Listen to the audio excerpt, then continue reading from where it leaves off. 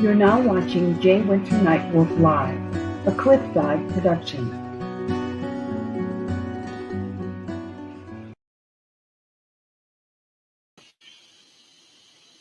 OCO and greetings. I'm Jay Winter Nightwolf, and this is Jay Winter Nightwolf Live. I'm sitting here with a very good friend of mine for more than 25 years. His name is Sammy Blackbear. Hi. And Sammy is a member of the Goshute Nation, the Skull Valley Goshute Nation of Utah. We've been friends for quite a few years now. 25, 27 years. Yes. Okay. Still doesn't remember when he was out here the last time and drove the Tahoe that I had. He don't remember. But anyway, how you doing, Sammy? I'm doing well, thank you. Is there anything else you want to add to who you are? Well, I am a general council member of Skull Valley Band of Goshutes. And at least in our tribe, that is the governing body, just to let you know that up front. Okay. So, Sammy, you guys just went to court back in, what was it, March? No, we was in court around December of 2021. Okay. And what was the reason for going to court? Well, it's because the tribe asked Candace Bear in May, June for documents, financial records, financial dealings, financial business dealings, and we gave her an ultimatum. And I mean, we, the general council, stated, and it was very simple, we would like to see these documents. And if you don't show us, the tribe will have no choice but to impose some penalties. And they were given a list of those, and they chose to ignore them. And so the tribe instead took action, and the resolutions that were presented to the Skull Valley Band went from nothing to be done, or probation, or being banned from the tribe, or disenrolled from the tribe. And after going back and forth and talking with tribal members, these papers were also sent out to tribal members that were out of the state, off the reservation, and they were signed according to our tribal tradition, customs, policies, and procedures. So we did follow our rules, and the tribe ended up disenrolling Candace Bear. Dwayne Wash, he was banned for 2 years, and Sheila Urias was disenrolled. Now, with the papers that they had received from the tribe, they can also appeal that decision. They instead decided to bypass the appeal position, bypass the resolutions that was set before them, and go straight to a judge or a magistrate, Marcia Harlan. And that's why we're here having this discussion today. Okay. Now, Sammy, before we go any further, I want to apologize to our viewers. We had a bit of technical difficulty getting into this, but now that we're here, we're going to continue the show.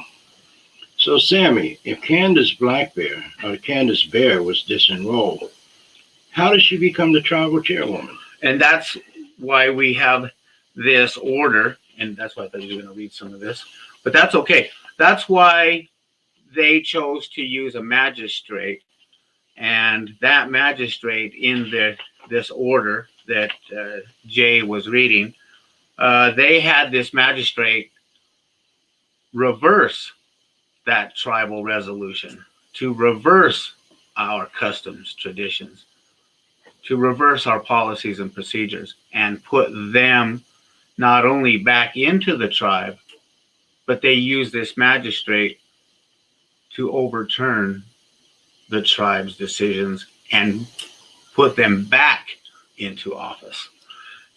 Now, that's like a question of your sovereignty and everything else. How can this magistrate, is not in her purview or in her responsibility, nor is she qualified to do this? How did this happen?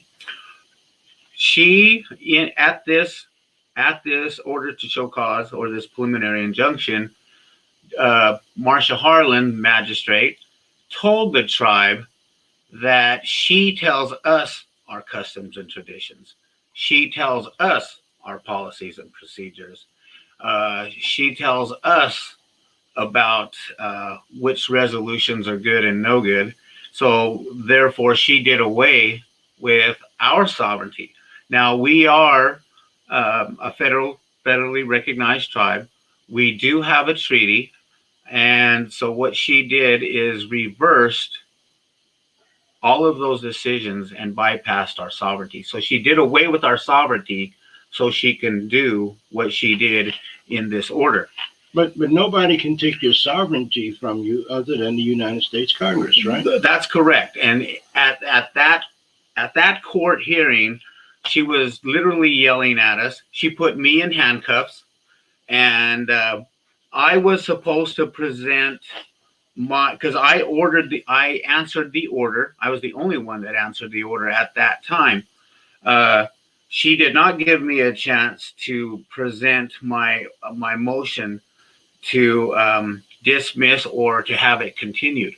So by putting me in handcuffs, she literally stopped me from presenting my motion, which is illegal. She cannot do that. And so she knew she was out of place. She knew what she was doing was wrong. The tribal members were telling her, "You cannot tell us what our traditions are." And then she would yell at us and threaten us to put us in jail while this was happening. And so it was a mess. And that's why we are still in court. And I appealed all of those decisions. And there are many here, and I hope we can get through them. But it's something that I felt that we had to do, because the scary part about what is going on is the precedent that is being set, because we are a small Indian reservation. And if they can do this to us, they'll do it to you people, and they'll do it to the larger reservation, because the precedent is been set, or it's being set. So what I'm trying to do is say no, because I know the implications of what can happen. And yeah, we're not going to stop. We're just getting started here in court. Okay, so she tried to overturn members of the tribe that had been dismissed from the tribe or kicked out of the tribe. She did that. Also, it says here, it is further ordered, adjudged, and decreed the defendants and any other party shall not interfere with the Skull Valley Band of Goshute Indians government, business enterprises or activities, including but not limited to going to governments, business, or financial institutions, and purporting to represent the Skull Valley Band of Goshute Indians, the General Council, the Executive Committee, and any other position of authority to a tribal enterprise. Tell me about that. In our resolution, we have a revision 7908 that says that the Executive Committee cannot talk to any business, corporations, attorneys, no one, without the General Council's permission. That is our law. That's in your Constitution, right? No, that's in our law. Okay. And so what she did is she did away with our laws, and she imposed her law. And so, but keep in mind, these people have been disenrolled. They do not belong on our reservation. And yet she's telling them that they have full authority. Now, an executive committee, they do not set law in Skull Valley. It's the general council, it's the people who set law. And so what this judge did is she reversed it and added that only Candace Bear, Dwayne Wash, Sheila Urias, and the judge have the authority in Skull Valley. What about the other tribal members? She did away with them. And so what she did is she put a restraining order on the whole tribe. On the whole tribe? On the whole tribe. No one was notified. We were not notified. We were not giving any paperwork. And so we were literally, we were not served. And so we found this out. We were like, no, wait a minute. You cannot put a restraining order on the whole tribe. You have to serve them personally. You have to serve everybody in that tribe and say, look, we put a restraining order on you. And not only that, once we get into this, she put a restraining order on our elections. She's saying we can't have an election without her approval, the judge or this magistrate. And she doesn't have that kind of power. We have shown in my paperwork, we are in the appeals court, but we did show the laws, the CF court laws that says the judge, the CFR courts have no authority over a tribe. That's an intertribal matter. And stay out of it. And they cannot interfere in elections. So she went far beyond that. Okay, let me back up for a minute. You have the Skull Valley Band of Goshute Indians have a treaty with the U.S. government, right? Yes, our treaty was signed by Abraham Lincoln. Okay. Treaties are the supreme law of the land. And nobody, I don't care who you are, you don't have a right to come into a tribe and change those treaties or take away your sovereignty. Well, for what she did, she said that she is the law and that she tells us our customs and traditions, policies, and procedures. And so the thing is we are now having to fight for our own rights. Instead of sticking up for our rights, now we're at the point where we have to fight for our rights. And yes, we will. We're not done here. And because I know the implications, I know what they're doing to us, they can do to other tribes all across America. So you are now in the appellate court or the appeals court, correct. Right. Should that not work out, can you go to a higher court? Yes, we can. We can go to a federal court. Money does rear up its ugly head. And so we could literally go into a federal court right now, but money is an issue. So instead we have to take steps, one step at a time. And I believe in a legal term, we have to exhaust all our administrative procedures. Okay, now I have another question. I'm looking at this order that she wrote. And she's ordered that Candace Bear, Dwayne Wash, Sheila Urias shall be permitted to utilize tribal funds to pay for and transact all tribal business as provided for under the FY 2019-2020 budget. So that means that they got control of the tribe's money. In our tribe, you have to pass a budget. And she has not had a budget passed since she's taken control of the tribe. As a matter of fact, last year she was caught forging tribal names. And she forged about 9 of my family members' names so she can get a budget passed. And she was caught. And that was even presented to the judge. Judge didn't want to hear it. And so without that approved budget, no executive committee can spend money. But they're doing it anyway because this judge just said they can. Keep in mind, they've been disenrolled. And the judge gave them all of our business transactions and gave them all the tribe's money, which is millions. Okay. So it seems apparent that there's some shady stuff going on here. And I've heard other Goshutes mention that Candace Bear is not really a Goshute, but a Shoshone. Is there any proof to that? Well, you know, we've been asking that question for many, many years from her father and her grandfather, because I know them both very well.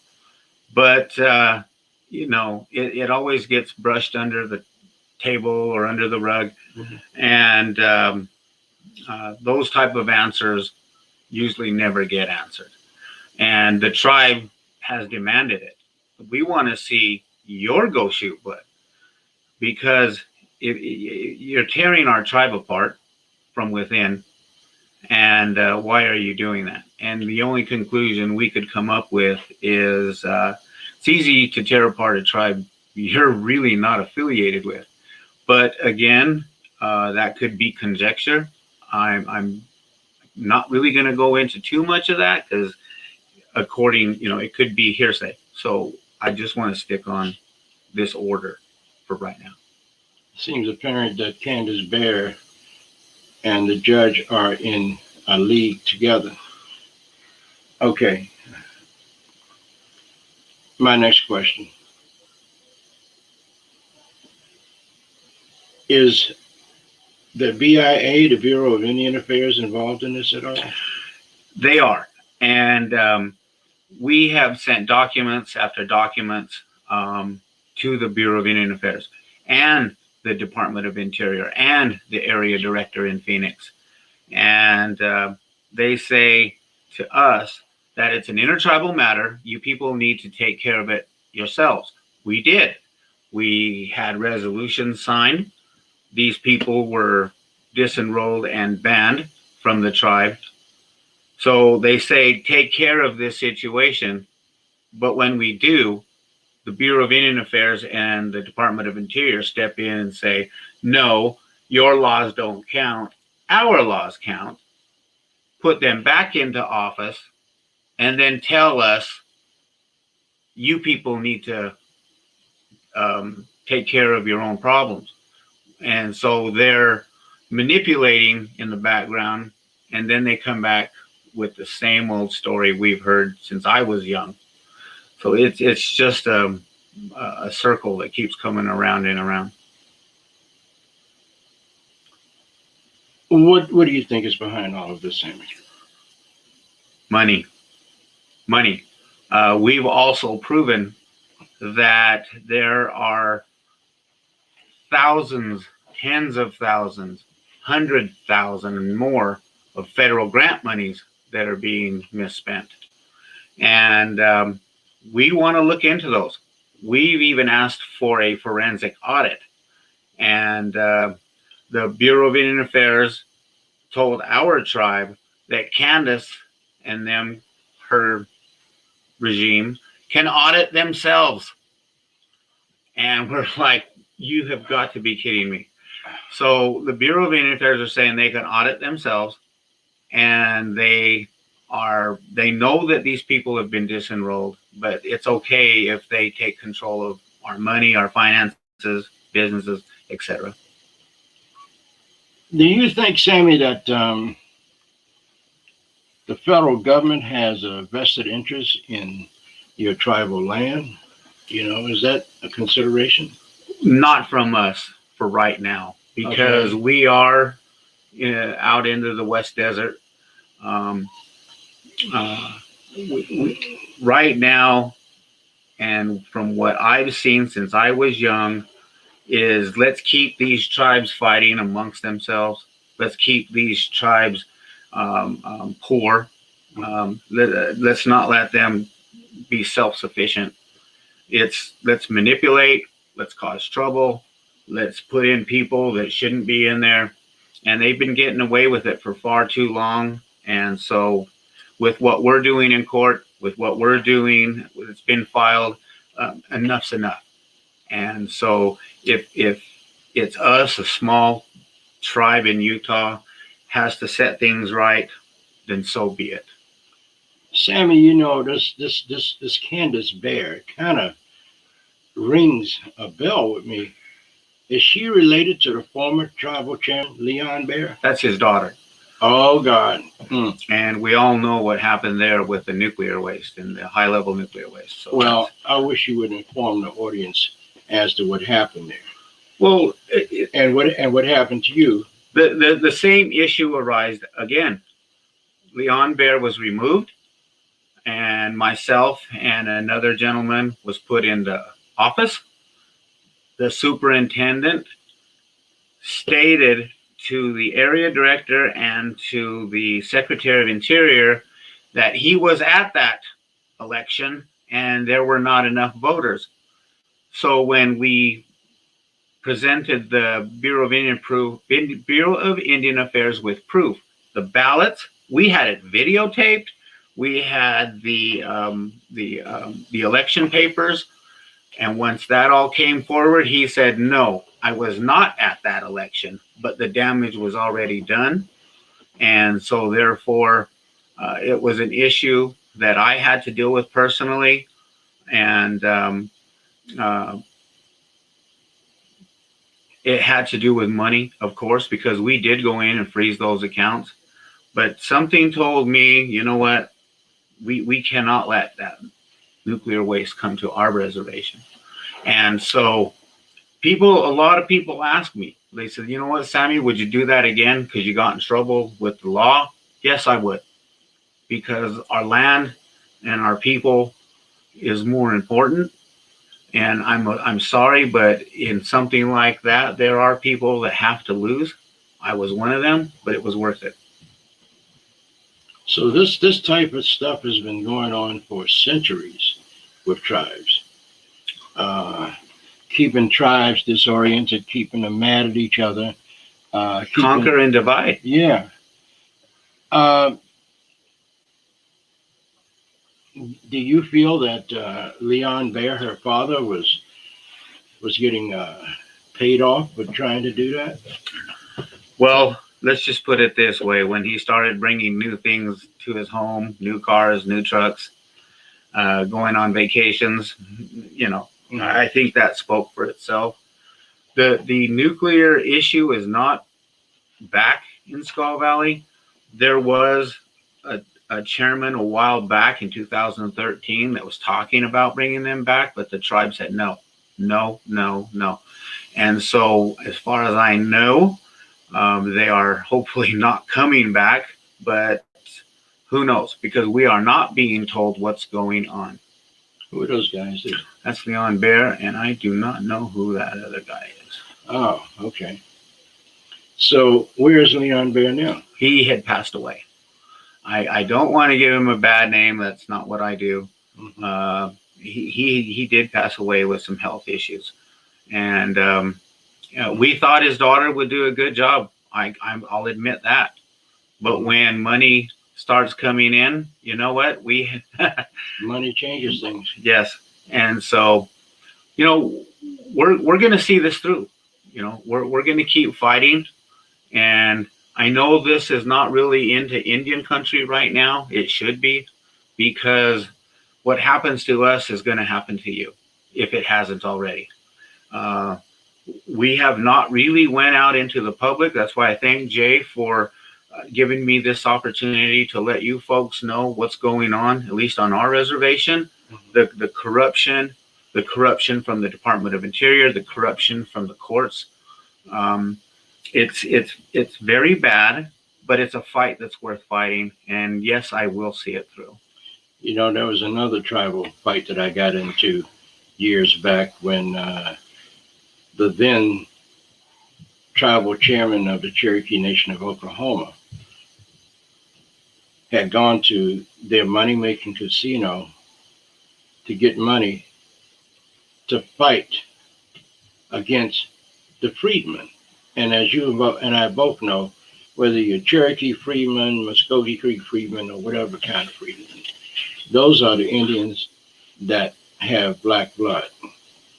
and I got in the middle of that fight. And when they came to Washington, I took Marilyn Van, who was the chairman of the Cherokee Freedmen Association, directly to Capitol Hill. The Black Caucus got involved, and it took a few years, but that got resolved. And I made a promise to that chairman that if he ran again, I promised him that he would not win. And that's what I did. I saw to it that he didn't win. Every member of that tribe got in touch with them and told them what was going on. And a lot of those tribal members, Sammy, they had relatives with black blood. So, regardless of what your blood makeup is, if you are in a tribe and you have that tribe's blood, even though you have other bloods in you, you are still a member of the tribe. That's family. So he just got himself into a world of trouble with me because I couldn't stand by and watch something like this happen to good people that have been in the tribe for centuries. And this fight that you're having, I'm in. You know that. But I'll tell you what, with what the BIA is doing in the courts, every time we would resolve these issues, they would say you need to go to the area director, which ours is in Phoenix. And they would send me to the office of oh goodness gracious, the office of oh wow. So they were giving you the proverbial. Well, it's an office that deals with tribal issues. So I sent them probably about 2 4-inch binders of what's going on, the corruption, proving the corruption, showing the corruption, showing the mismanagement of money. Federal grant money was being mismanaged. And come to find out, the lady that was in that office is also the magistrate's secretary. And we're like, wow, that's a conflict of interest. And she needed to recuse herself. So they're telling us to go to this lady of government operations. I'm sorry, that's it. Government operations in Phoenix, Arizona. So the lady there was her clerk. And so you can see why we're just banging our head against the wall, because we're just getting the runaround. All of the research, all of the documents that I did, which was thousands of hours, went to probably to level out somebody's desk, because it was not even heard of and it wasn't even looked into.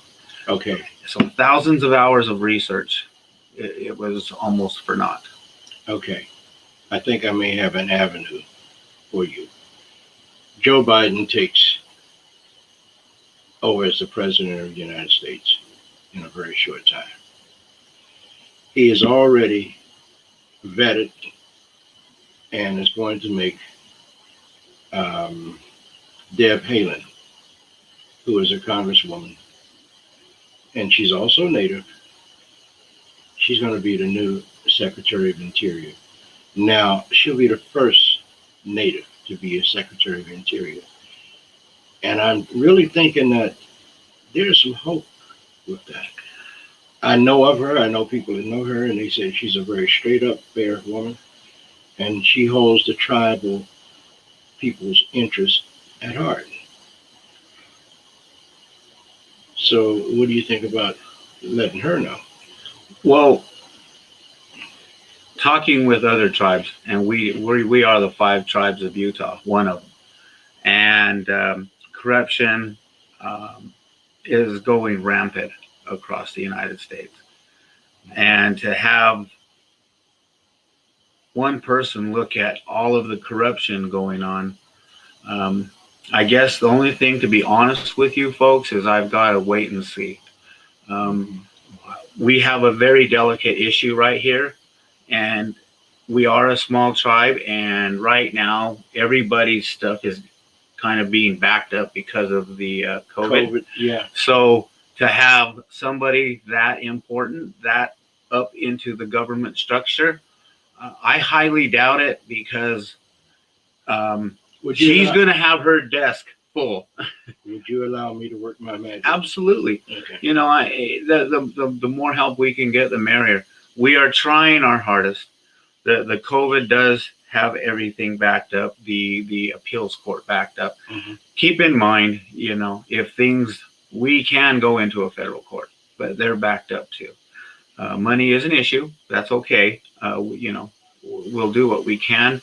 We feel our case going into the appeals is slam dunk. We've proved we've shown in our case all the laws this magistrate broke. She broke her own laws. We found the laws. We found the documents. That was all presented in our appeals. And so we feel very confident in what we've done. We've done our homework. We've crossed our T's and dotted our I's. And and I provided all the documents, all of the tribal documents. I've a lot of reading, a lot of studying. I know our resolutions very well, and so it's been an uphill battle because again we're battling with the Department of Interior, the Bureau of Indian Affairs, we're even battling with the Bureau of Indian Affairs police. Because we had a BIA police officer tell tribal members that they could not disenroll Candace. They cannot remove her from office. A BIA police came up and told me that and several other tribal members. Who has no jurisdiction. It's highly illegal for him to do that. And so we reported him. Nothing happened to him, of course. Do you have an attorney? Yes, we do. Well, yes and no. Attorneys are giving us their legal stuff, and I really don't want to get into that because that's a touchy subject. I can't get into. All right. I'm not supposed to get into. Don't get into it. But not on so television. you got to figure we're dealing with the BIA police that's helping in this issue as well. They are definitely making things difficult for us as well. They're intimidating tribal members. Yes, they are, and so. We've reported them, and the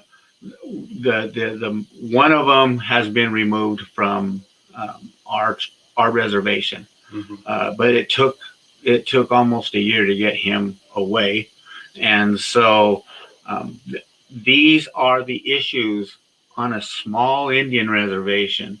Is we're dealing with level of corruption from the government. Many levels, and now we're dealing with the corruption of a magistrate, and so a lot of people would give up or say, you know what, from what I've seen in the past, they were like, you know what, that's too much, and but for us, it's like, let's keep going. You even got in trouble for fighting her father. Well, you know, it's again, you know, it's dealing with the high level nuclear waste, which right. We were in battle for 7 years, and the research for that, the things that we had to go through. I was shot at, my son was shot at, my nephew was shot at on the reservation. We had our vehicles destroyed. And and continuously being followed around. But that's the, you know. So now what we're dealing with it's like, you know what, been there, done that. It's the nature of the beast. Let's go. And so we're not going to stop, folks. And all of you guys out there that are watching in Indian country and other people from the outside looking in, this is a serious issue. Because of the precedent that can be set, so we're definitely not going to stop. You know, our reservation is too important to us. So I'm thinking, I got a voice in my head that says a saying, and I know who said it to me: "The government giveth, and the government taketh away." To me personally, I think that's the issue here. Mm-hmm. Yeah, let's tear apart this tribe and let's do away with it. And it's not going to happen. It's not going. our treaty was signed by Abraham Lincoln, which is pretty cool. And we're going to hold to it. We're going to hold to it, and we're going to make the Department of Interior hold to what they're doing. Somebody has to. Wow. Sammy, I've known you for a long time, and I know you don't stop fighting. So, I mean, I would hate to be in a fist fight with you. 7 years for the nuclear issue. So we're just getting started with a year and a half on this. Do you think there are other small tribes that the very same things are happening to? Definitely. Our Utah is 5 tribes, and all of them have issues, and many of them are in this federal court system as well. And so, we're going to keep going. And I'll tell you what, us natives in Utah, we're not going to mess around. We're going to see it through. What do you think is the ultimate goal of why they're trying to do this to tribes? Well, I've talked to many tribal members about that issue, and a lot of them say the same thing. You know what? If we can dismantle one tribe, we can cause corruption. We can go in there and literally say, you know what, your tribe is you're unstable, I think the word is called. And so I'll tell you what, they can say what they want, but it's still our tribe and it's still our land. And, we're still Goshutes out there. And it's important to us. We battled with the nuclear waste issue, and we are a small tribe. We won that. And so something like this, yes, we're not going to stop. We're going to keep going. So, Sammy, can you give us some kind of a website or something that my viewers can go to and get a little more information about this? We do not have one set up because this is a new issue. Okay. And so we're kind of waiting for the appeals to come about. That's why I was saying today that once that comes up, if he wants to come bring me back, I will update all of you folks on what's going on. And hopefully then we can have a structure or something that we can do. This is a new issue for us, a new law case, and yeah, we will see it through. And if we have to flip into a federal court, well, we'll definitely try that as well. So this is a new issue for your tribe. But what I'm thinking, Sammy, because you think back 50,000 years, the arrival of the European in the Western Hemisphere on our lands, their practice was genocide. Physical genocide, paper genocide, biological genocide. So this, to me, in my opinion, my small opinion, is that this is no more than the continuation of the genocide that started 500 years ago. Well, the way I see it is any opinion is not a small opinion, valid opinion. And that's why from the nuclear issue to this issue, we did have to change our tactics. We did have to change our strategy. Mm-hmm. And because it's a new issue, it's a new type of weapon, if you want to call it that. Mm-hmm. And we adjusted accordingly. And yes, we did. I have to continue to say this. We did do our homework. We did do the research. I did the research, a lot of it, but wow, there's a lot of reading, folks. And this is not new to me, and we have the documents that prove that we are in the right. Sammy, I have a friend that I think you need to talk to with the Native American Rights Fund, NARF, Echo Hawk, and John? I do, and his brother. Oh yeah, Larry. Mm-hmm. Yeah, I know both of them. And his father. So what I'm going to do tomorrow, I'm going to get on the phone and call those guys and see what they think, because they should be able to try to put some more starch on this so it can stiffen up where the world can see it. Yes. The Echo Hawk family is well aware of Skull Valley. They also helped out other tribal members with the nuclear issue, believe it or not. Okay. So yes, the Echo Hawk family and the father, they are well aware of what's going on in Skull Valley. Okay. Well, I got a lawyer here in D.C.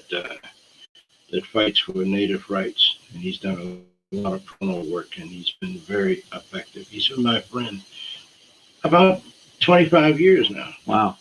So we're gonna call him and talk to him tomorrow. Yeah. If I, well, I don't know whether we can go see tomorrow or not. That's crazy. Yeah. But anyway, Sammy, any thoughts you want to leave with us tonight? Well, the only thought I want to is, again, what happens to us happens to you. Just to put it bluntly, and it's a precedent that could be set. We're going to do our best not to have that precedent. And so, I know the tribes are in court doing their thing, trying to not let a precedent be set, because what goes on your reservation could happen to us on ours. So I guess we're all fighting. We're all fighting for our rights. We're all fighting for our land. We're all fighting to at least have our treaties being upheld. So when you guys are on your reservations fighting, we're on ours as well fighting. Okay. And so hopefully we can all get together and meet in the middle. Hopefully Somewhere. Yeah.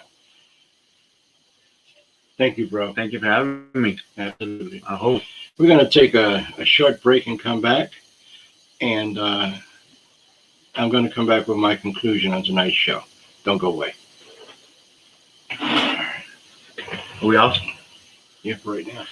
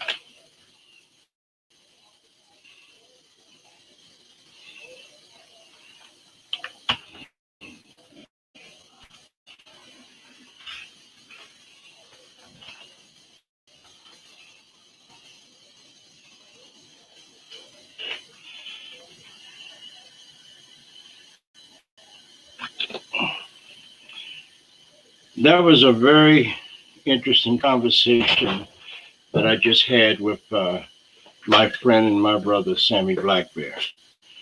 And I want to thank him for having the patience to deal with it. However, I have a few closing thoughts. But before we do these closing thoughts, I want you to watch this clip.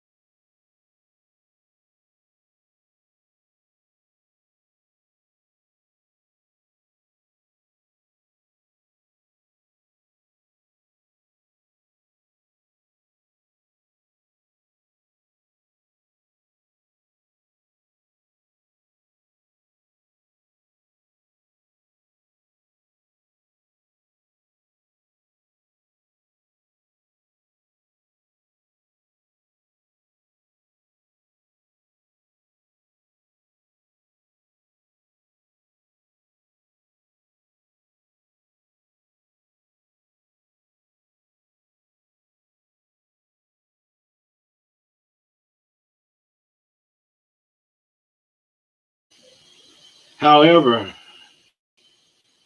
America has never lived up to its full pledge to be fair and equal to everybody. Our people went through some mess, and they're still going through it 500 years later. Native people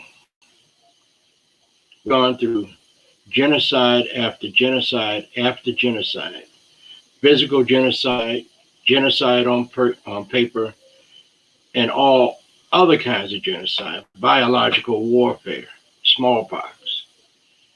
But still we're here. And like the great African-American writer, Maya Angelou, always say, and still we rise. However, here in Washington, D.C., so that's where I'm at,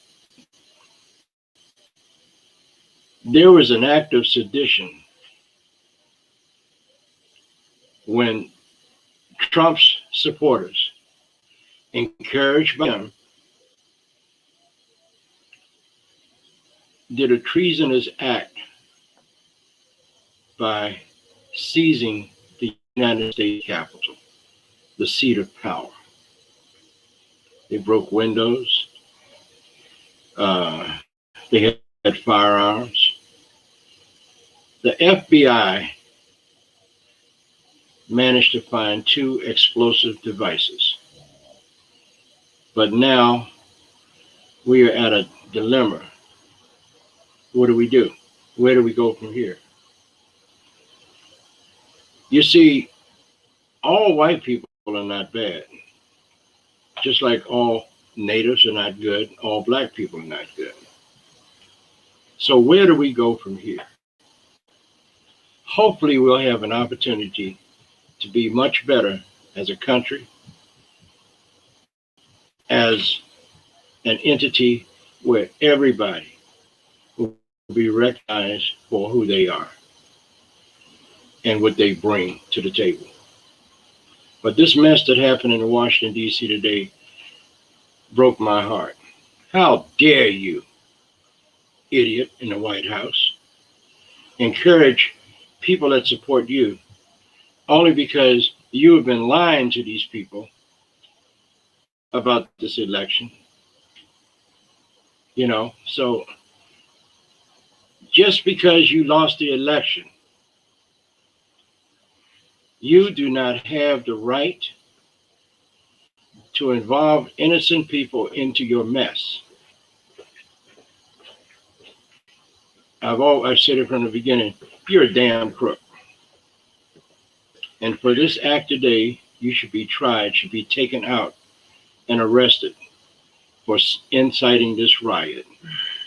Nobody in this country deserves this kind of behavior only because your ego is saying to you, I lost.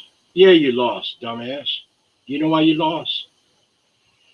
Because you, first of all, you weren't qualified to be the president, and secondly, you didn't do a good job.